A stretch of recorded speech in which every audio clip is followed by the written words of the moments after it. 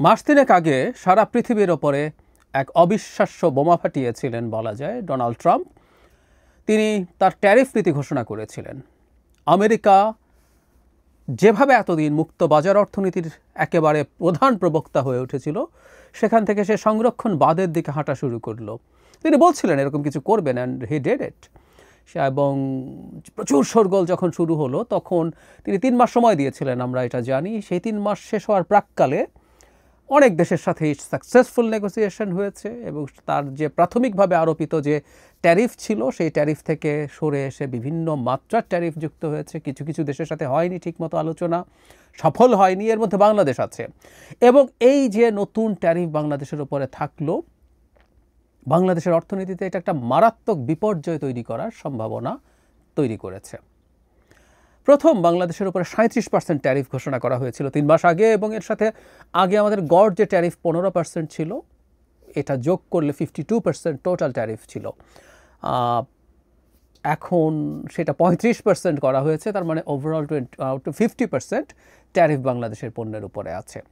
মানে আমরা বুঝতে পারি যে এটা কত বড় বিপর্যয় তৈরি করতে পারে আমাদের পোশাক রপ্তানির ক্ষেত্রে। এবং এটা শুধু আমেরিকাতে না, ইউরোপের পোশাক রপ্তানি তো এটা ডিজাস্টার তৈরি করতে পারে। কিভাবে, আমি সেই প্রসঙ্গে পরে আসছি। 3 মাস আগে একটা ভিডিওতে বলেছিলাম যে বাংলাদেশের পক্ষে এই জায়গা থেকে ট্রাম্পের সাথে একটা ডিল করা খুবই কঠিন হবে, খুবই কঠিন হবে। আমি দেখছি বাংলাদেশের অনেক অর্থনীতিবিদ সরকারের ব্যর্থতা বা নেগোসিয়েশনের ব্যর্থতা হিসাবে দেখানোর চেষ্টা করছেন এবং প্রধান কারণ হিসাবে সেটা বলছেন। আমি বলছি না সরকার নেগোসিয়েশনের ক্ষেত্রে খুবই এফিশিয়েন্টলি কাজ করেছে, কিন্তু আমি না 3 মাস আগের এই ভিডিওটা আপনারা চাইলে দেখতে পারেন। সেখানে কয়েকটা কথা বলেছেন। ছোট্ট দু একটা কথা একটু বলি, কিন্তু বিস্তারিতটা জানার জন্য এই ভিডিওটা দেখলে আপনাদের কাজে লাগবে। আমি বাংলাদেশের এই ট্রেড ডেফিসিট কমানোর আসলে খুব বেশি পথ দেখছিলাম না।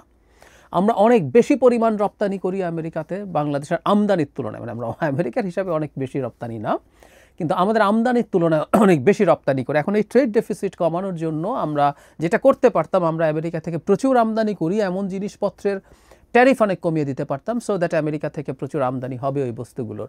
কিন্তু তখনই আমার প্রেডিকশন ছিল, আমি কোনোভাবেই বুঝতে পারছিলাম না কীভাবে আমরা আসলে বাড়াবো। মানে 4টা পণ্য মূলত আমদানি করে, আরগুলো ছোটোখাটো জিনিস। সবচেয়ে বেশি আমরা আমদানি করি পুরনো লোহার স্ক্র্যাপ, এটা 4% ট্যারিফ ছিল। দ্বিতীয় আমরা আমদানি করি এলএনজি গ্যাস, এটা 4% ট্যারিফ ছিল, 5% ছিল। আর দুটো প্রচুর আমদানি করি সয়াবিন এবং তুলা, আমাদের গার্মেন্টের যে, এগুলো ট্যাক্স ফ্রি ছিল, কোনো ট্যারিফ ছিল না। তার মানে আমরা দুটো প্রচুর আমদানি করা পণ্যে 4% আর 5% ট্যারিফ যদি তুলে দেই, খুব সিগনিফিক্যান্টলি এগুলো আমদানি বাড়বে। উত্তর হচ্ছে না। একটা টক শোতে কয়েকজন অর্থনীতিবিদ সহ একটা শোতে ছিলাম ওই ঘটনার সময়, 2জন অর্থনীতিবিদ ছিলেন। মানে আমার আর্গুমেন্ট ওয়াজ ভেরি সিম্পল। 0% ট্যারিফে আমরা কটন, আমি যদি কটনের উদাহরণ দিই, আমরা কটন আমেরিকা থেকে যদ্দূর আনা তদ্দূর তো আনছি। আমরা তো একমাত্র সোর্সিং আমেরিকা করছি না, আমরা চায়না থেকে আনছি, ইন্ডিয়া থেকে আনছি, আফ্রিকার দেশ থেকে আনছি। তার মানে আমাদের ব্যবসায়ীরা 0% ট্যারিফের পরও আমেরিকা থেকে আমদানি করাটাকে যথেষ্ট যৌক্তিক বা প্রফিটেবল মনে করেন না। করলে তারা করতেন, এমনিই করতেন। তো তাহলে সমাধান কিভাবে হবে? আমরা কিভাবে এই 4টা পণ্য বাড়াবো? 4% আর 5% ট্যারিফ যদি তুলে দেই, আমেরিকা থেকে রাতারাতি অনেক এলএনজি ইম্পোর্ট করা হয়ে যাবে, অনেক লোহার স্ক্র্যাপ ইম্পোর্ট করা হয়ে যাবে। আমার তো মনে হয় না সে হওয়ার সম্ভাবনাও খুব বেশি থাকার কোনো কারণ নেই। তো তাহলে আসলে বাংলাদেশ কি করতে পারত? এটা একটা খুবই জটিল সিচুয়েশন আমার কাছে মনে হয়েছে। আমি আসবো বাংলাদেশের এখন আসলে কি করার আছে আদতে। এখন খেয়াল করি বিপদ কি হতে যাচ্ছে। আমাদের পরে 35 আর 15 মোট, কেউ কেউ আবার দেখছি এই 15কে বাদ দিয়ে কথা বলছেন। আমি একটা রিপোর্ট প্রথম আলোতে দেখলাম, সেখানে এটাকে যোগ করে 50%ই বলা হচ্ছে। আচ্ছা, আমরা যদি 35টা ধরি, ভিয়েতনামের এটা 20%। আমরা ভিয়েতনাম কেন বলছি? কারণ আমাদের গার্মেন্টের প্রধান কম্পিটিটর ভিয়েতনাম। ভিয়েতনামের আগে 6% ছিল। যদি 6% যদি ধরি তাহলে 26%, আর আমাদের 50%, আমাদের অর্ধেক ট্যারিফ ভিয়েতনামে। বিভৎস ব্যাপার। ভারতের ট্যারিফ এখনও ফাইনালি ঘোষিত হয়নি, কিন্তু ভারতের খুবই সাকসেসফুল আলোচনা হচ্ছে। তার মানে ভারতও বেশ লো রেটের একটা ট্যারিফ পাবে, এতেও কোনো সন্দেহ নেই। তার মানে আমাদের কম্পিটিটর দেশগুলো, আরেকটা কম্বোডিয়া আছে 36%, আমাদের যদি 50 হয় 36, ওখানেও তারা বেশ ভালো জায়গায় আছে। তাহলে আমরা খেয়াল করছি আমরা আসলে আমেরিকায় যারা রপ্তানি করছিলাম, আমাদের আমেরিকার রপ্তানি ডিজাস্টার হয়ে যাবে। এবং এই ডিজাস্টারের ইন্টারনাল খালি এটা মানে আমরা প্রচুর রপ্তানিতে আমাদের টাকা কমে যাবে তা না, আমাদের যেসব ইন্ডাস্ট্রিয়ালিস্ট আছেন আমেরিকা বেসড, যারা আমেরিকাতে বায়ারদেরকেই অনেক বেশি তার পণ্য সাপ্লাই করেছেন। এখানে একটু বলে রাখি, আমরা অনেকে জানি নিশ্চয়ই, একক ইম্পোর্টার হিসাবে আমেরিকাই বাংলাদেশের গার্মেন্টের প্রধান ইম্পোর্টার, একক দেশ হিসাবে। আমরা ইউকে ইউনিট হিসাবে, একটা ইউনিট হিসাবে ধরলে ইউ বড়, কিন্তু দেশ হিসাবে যদি ধরি আমেরিকা সবচেয়ে বড়। ফলে সেই গার্মেন্ট পণ্য উৎপাদনকারী যারা আছেন তারা সেফ দেউলিয়া হয়ে যাওয়ার সম্ভাবনা হবে, এবং সেটার সাথে ব্যাংক ট্যাঙ্ক সহ অনেক কিছু জড়িত, মানুষের কর্মহীন হওয়া, মানে এটা ইকোনমিক ইম্প্যাক্ট ইজ হিউজ। কারণ ভিয়েতনামের 20% আর 35% এটুকুও যদি ধরি, এই 50%-এর ডিফারেন্স আমরা আসলে কাটিয়ে উঠতে পারবো না।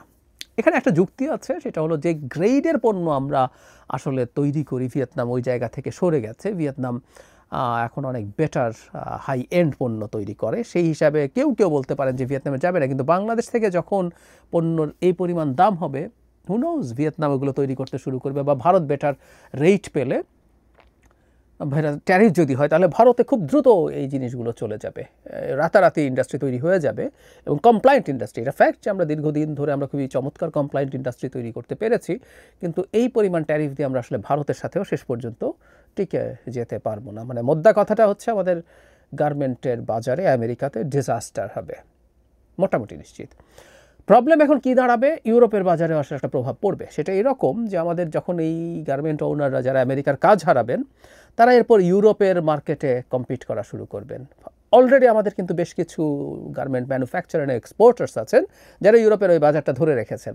যারা আমেরিকার এখানে কাজ হারাবেন তারা তাদের সাথে আবার যোগাযোগ করতে শুরু করবেন, মারাত্মক একটা অসম প্রতিযোগিতা শুরু হয়ে যাবে। তখন খুব স্বাভাবিকভাবে ইউরোপিয়ান বায়াররা এরপর আর দাম দিতে চাইবেন না, টাকা দিতে চাইবেন না, তারা এই টাকা অনেক কমে করাতে চাইবেন, কারণ অনেকের জন্য টিকে থাকাই কঠিন হবে। প্রফিট দূরে থাকুক, কোনো রকমের কাজ চালিয়ে ব্যাংকের ইন্টারেস্ট এবং তার ইনস্টলমেন্ট দিয়ে কোনো রকমের টিকে থাকার জন্য চেষ্টা করবেন। ফলে ইউরোপের বাজারটারও মানে পণ্যগত মূল্যর দিক থেকে ডিজাস্টার হওয়ার সম্ভাবনা আছে, এবং এই অসম প্রতিযোগিতায় পড়ে আমাদের নিজেদের গার্মেন্ট ইন্ডাস্ট্রিগুলো মহা বিপদে পড়বে। সো এইরকম একটা বিপদের মুখোমুখি আসলে আমরা দাঁড়িয়ে আছি, যেটা খুব বড় ঝামেলা তৈরি করবে।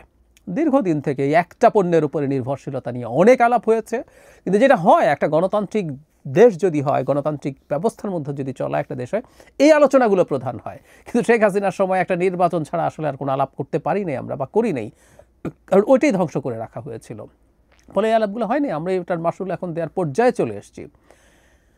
যদিও বলা হচ্ছে 1 আগস্ট পর্যন্ত সময় দেওয়া হয়েছে, সেটা একটু এখনও খানিকটা সময় আছে। আমাদের একটা প্রতিনিধি দল, বাণিজ্য উপদেষ্টা এবং প্রধান নিরাপত্তা উপদেষ্টা সহ একটা দল আমেরিকাতে এই ডিসকাশনের জন্য আছেন। কতদূর তারা কী করতে পারবেন আমি জানি না। আর নেগোসিয়েশন বাইরে আসলে মানে আমি মনে করি আসলে আমেরিকাকে ডিল দিতে পারতে হবে, ডিল না দিলে ট্রাম্প আসলে শুনবেন না।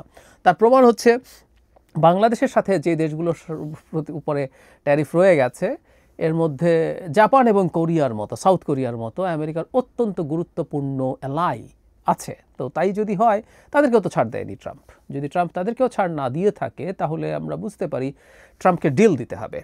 এখন আমরা কি করতে পারি, আমি আমার গত ভিডিওতে এটা বলেছিলাম। তো এখন ইম্পোর্ট বাড়ানোর জন্য সরকার কি ক্যাশ ইনসেন্টিভ দিতে শুরু করবে, যে তোমরা প্লিজ আমেরিকা থেকে তুলা আনো, জিরো ট্যারিফ তো আছে, তুমি আনলে আমি তোমাকে আরও এত ক্যাশ ইনসেন্টিভ দেবো।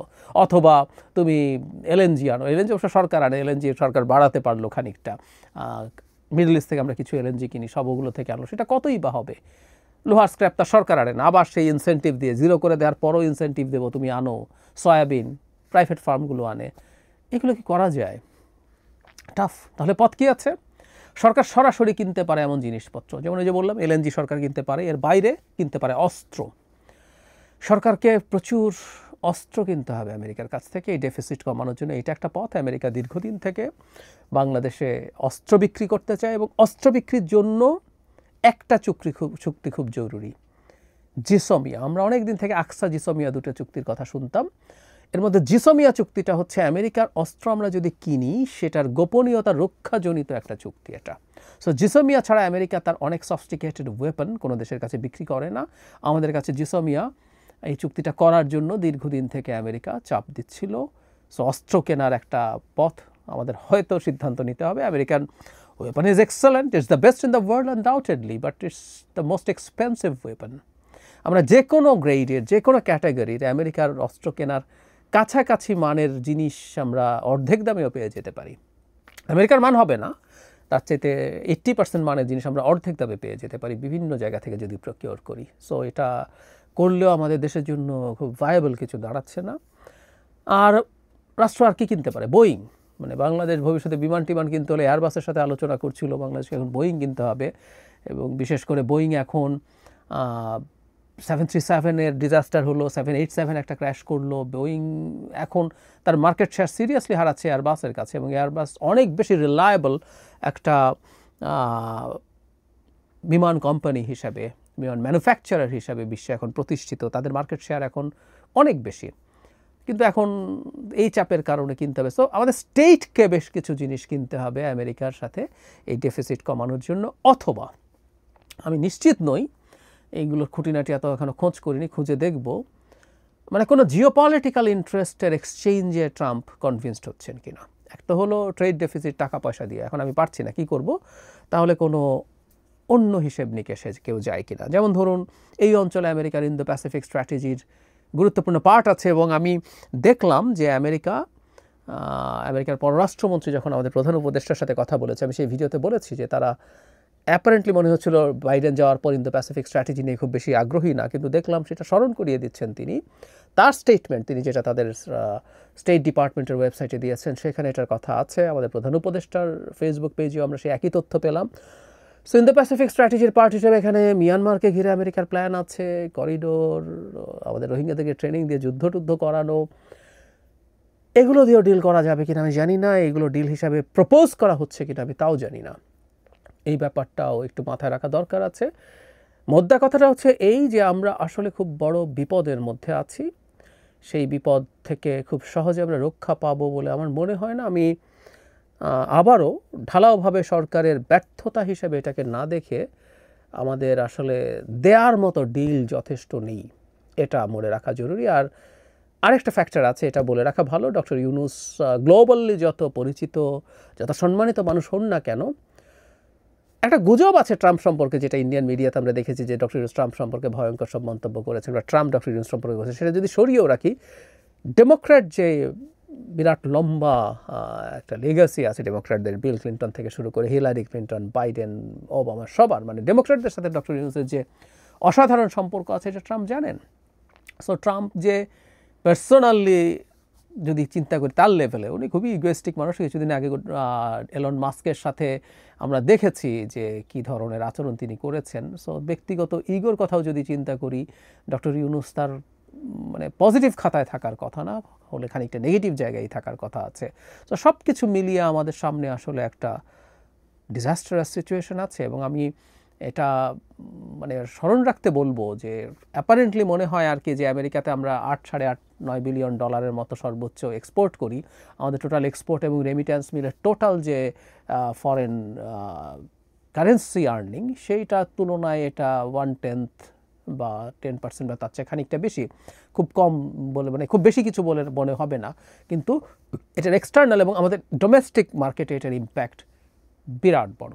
আমি জানি না, নিশ্চিত নই সরকার কি করতে পারে। ওই যে বললাম, সরকারি পর্যায়ে অনেক বেশি কেনাকাটা করা, প্রচুর, মানে এলএনজি শতভাগ এখন আমেরিকা থেকে কেনা, অস্ত্র কিছু কেনা, এবং অস্ত্র কেনার জন্য আবারও বলছি একটু সাবস্টিকেটেড অস্ত্র কেনার জন্যই আমাদেরকে জিসোমিয়া সাইন করতে হবে, সেই চিন্তা করা রাখতে পারে। এবং মানে রাষ্ট্রীয় পর্যায়ে আর কি বিমান কেনা যেতে পারে, এরকম কিছু কেনাকাটা বাড়ানো ছাড়া সহজ উপায় আসলে আমি খুব বেশি দেখছি না। আর ওভারঅল যদি পাল্টে যায়, এটা নিয়ে আরেকদিন আলোচনা করব। আমেরিকার এই ট্রাম্প যে ট্যারিফ বসাচ্ছেন তার ম্যানুফ্যাকচারিং ইন্ডাস্ট্রিগুলোকে আমেরিকাতে আবার ফিরিয়ে আনার জন্য, এটা একটা স্টুপিড আইডিয়া, আপাদমস্তক স্টুপিড আইডিয়া, এটা কাজ করবে না। সো আমেরিকায় মধ্যবর্তী নির্বাচনের যে প্রভাব দেখা যাবে, তাদের কংগ্রেসের যে নির্বাচন হবে, আমি ধারণা করি সেখানে যদি সে খুব খারাপ ফলাফল দেখে, ট্রাম্প তার এই ট্যারিফের খেলা থেকে বেরিয়ে আসতে পারে। সেটা যদি বেরিয়ে আসে, আমরা হয়তো এই বিপদ থেকে মুক্ত হব। আদারওয়াইজ সামনে খুব টাফ টাইম।